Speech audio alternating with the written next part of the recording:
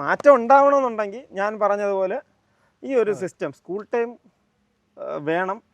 പക്ഷേ ഇതിനുള്ള ഈ നിബന്ധനകൾ ഒന്ന് ചേഞ്ച് ചെയ്ത് ഞാൻ പറഞ്ഞ കണക്ക് GPS വഴി വണ്ടികളെ ഒന്ന് നിയന്ത്രിക്കാം. എന്നാൽ കുറച്ചൊക്കെ അല്ലേ ആക്സിഡന്റ് ഉറപ്പായിട്ടും ആക്സിഡന്റ് ഉണ്ടാവും. കാര്യം ഞാൻ പറഞ്ഞില്ലേ, ഇപ്പം ഈ 40 എന്നുള്ള സ്പീഡ്, ആ ഒരു സ്പീഡ് വെക്കുക, ആ സ്പീഡിന് പോട്ടെ, വണ്ടികൾ പോട്ടെ, സ്കൂള് നോക്കണ്ട, വണ്ടികൾ പോട്ടെ, ആ സ്പീഡിന് വെക്കുക. അതിൻ്റെ ഇടയ്ക്ക് ഒന്ന് ട്രയൽ ചെയ്ത് നോക്കുക. 1 മാസം അല്ലെങ്കിൽ ഒരു 10 ദിവസം ഒന്ന് ട്രയൽ ചെയ്ത് നോക്കുക. ഉദ്യോഗസ്ഥന്മാർ മുന്നിട്ട് ഇറങ്ങി ഒന്ന് ട്രയൽ ചെയ്ത് നോക്കട്ടെ, അതിലൊരു വിജയം കണ്ടെത്തുമെന്ന് നോക്കട്ടെ.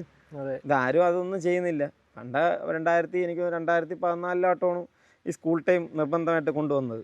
2014, 2018 അതിൽ പിന്നെ 2018 ഒരു ചെറിയൊരു ചേഞ്ച് വരുത്തി ആണെന്നാണ് എനിക്കൊരു വിശ്വാസം. എനിക്ക് കറക്റ്റ് എനിക്ക് ഓർക്കുന്നില്ല.